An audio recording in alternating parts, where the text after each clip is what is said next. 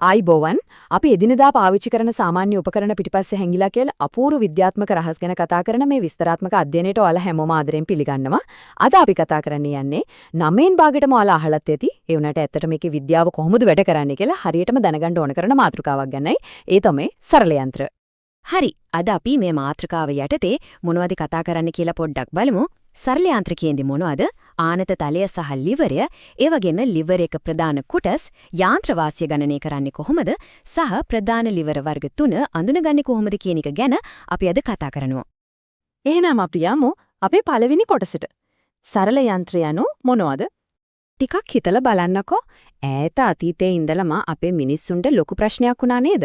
Tamange ඇඟේ තියෙන ශක්තිය විතරක් පාවිච්චි කරලා ලොකු වැඩ කරගන්න එක. උදාහරණයක් විදිහට මහා විශාල ගලක් නිකන් අත් දෙකෙන් විතරක් තල්ලු කරන්නේ කොහොමද? සාමාන්‍ය මිනිස්සෙකුට කිසිම උපකරණයක් නැතුව මේ වගේ දෙයක් කරනවා කියන්නේ ඇත්තටම හිතාගන්නවත් බැරි හරිම අමාරු වැඩක් නේද? අන්න ඒ වගේ වෙලාවට තමයි අපිට මේ අපූර්ව විසඳුම හම්බ වෙන්නේ. තනියම උස්සන්න හෝ චලනය කරන්න අමාරු ලොකු බරක් තියෙන දෙයක් ඊටමත් ලේසියෙන් එහා මෙහා කරගන්න අපිට උදව් වෙන මෙවලම් වලට තමයි අපි සරල යන්ත්‍ර කියලා කියන්නේ. මේක ඇත්තටම අපේ භෞතික සීමාවන් ජය ගන්න හොයාගත්ත මාරම විද්‍යාත්මක විසඳුමක් කියලා කිව්වොත් නිවැරදි. හරි. දැන් අපි බලමු දෙවැනි කොටස. ඒ තමයි ආනත තලය සහ ලිවරය. මේක සංසන්දනය කරලා බැලුවොත් ඔයාලට තවත් හොඳට තේරෙයි. හිතන්න ලොකු බරක් තියෙන දෙයක් අපි කෙලින්ම ඉහළට උස්සන්න හැදුවොත් කොච්චර අමාරුද? ඒකට ලොකු වෙහසක් දරන්න ඕනේ. හැබැයි ඒක කෙලින්ම උස්සන්නේ නැතුව ඇලේට තියපු ලෑල්ලක්. ඒ කියන්නේ අපි විද්‍යාවේදී කියන ආනත තලයක් දිගේ උඩට තල්ලු කරගෙන ගියොත් ඒක ගොඩාක් ලේසි නේද? මෙතනදී අපි කරන්නේ එකම කාර්ය වුණාට මේ ආනත තලය නිසා අපිට වැය කරන්න වෙන මහන්සිය සෑහෙන්න අඩු වෙනවා. අර අපි මුලින් කිව්ව විශාල ගල වුණත් අතින් උස්සන්න අමාරුයි තමයි. හැබැයි අපි අලවංගුවක් වගේ සරල ලෝහ දණ්ඩක් ලිවරයක් විදියට පාවිච්චි කළොත් ඒක හරිම ලේසියෙන් පෙරලලා දාන්න පුළුවන්. බලන්න නිකන් යකඩ කූරකට පුරුවන් වෙනවා මේ වගේ යෝධ බාධකයක් පවා ජය ගන්න. මාරයි නේද? දැන් අපි යමු තුන්වෙනි කොටසට. ලිවර එක තියෙන ප්‍රධාන කොටස් මොනවද කියලා අපි දැන් බලමු. මේ ලිවරයක් කියන්නේ නිකම්ම ලී කෝටුවක් හරි යකඩ කූරක් හරි විතරක් නෙවෙයි. ඒක අපූර්ව පද්ධතියක්. මෙතනදී අපි අනිවාර්යයෙන්ම දරගන්න ඕන ප්‍රධාන කොටස් තුනක් තියෙනවා. පළවෙනි එක භාරය. ඒ කියන්නේ අපි ලිවරෙන් උස්සන්න හදන බර. දෙවෙනි එක ආයාසය. ඒ කියන්නේ ඒ වැඩේ කරන්න අපි යොදන බලය. තුන්වෙනි එක තමයි ධාරය.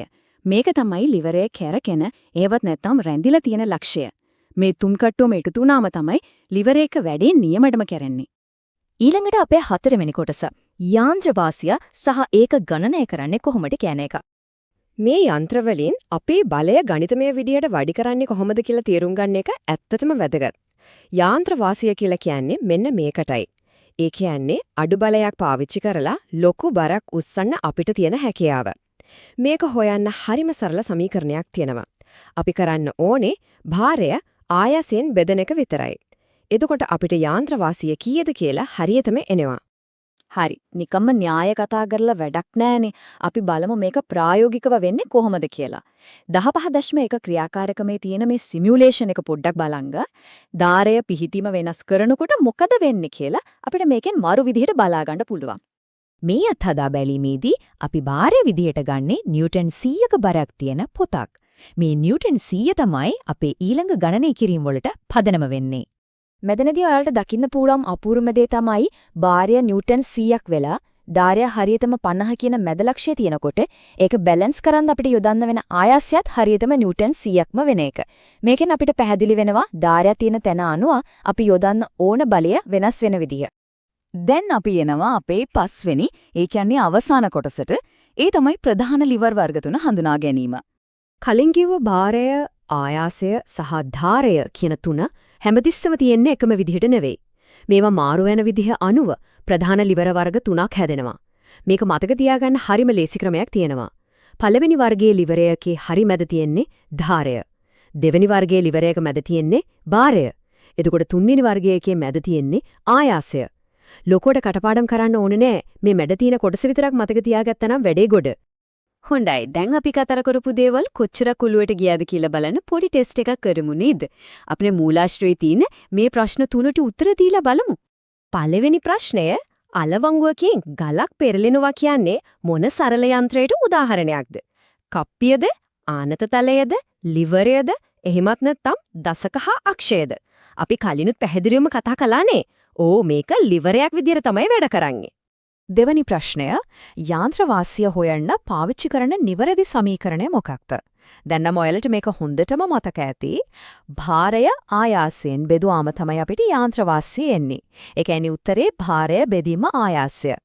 තුන්වෙනි ඒ කියන්නේ අවසාන ප්‍රශ්නය. ධාරය එක කෙලවරකත් භාරය හරි මැදත් තියෙන liver වර්ගය මොකක්ද? මම අර කලින් කිව්ව ලේසි ක්‍රමය මතකද? භාරය මැදින් තියෙනවා නම් ඒක අනිවාර්යයෙන්ම දෙවන වර්ගයේ liverයක්. ඉතින් මේ විස්තරාත්මක අධ්‍යයනය කරන කලින් පොඩ්ඩක් මේ ගැනත් හිතලා බලන්නකෝ. අද දවස ඇතුළත ඔයාලා නොදැනුවත්වම මේ වගේ සරල යන්ත්‍ර කීයක් නම් ඔයාලගේ අතින් පාවිච්චි වෙන්නේ නැද්ද? ඒක ඔයාලා පාවිච්චි කරපු කතුරක් වෙන්න පුළුවන්, නියපොතු කපන නීල් කටර් එකක් වෙන්න පුළුවන්. අපි වටපිටාවේ මේ වගේ කොච්චර දේවල් හැංගිලා ඇද්ද? අද අපි මේ කතා කරපු දේවල් මේ ලෝකයේ දිහා අලුත් විදිහටක කුතුහලයකින් බලන්න ඔයාලට ලොකු උදව්වක් වෙයි කියලා මම හිතනවා. එහෙනම් තවත් මේ වගේම අපූර්ව විස්තරාත්මක අධ්‍යයනයකින් අපි ආයෙමත් හමු වෙමු. සුබ දවසක්.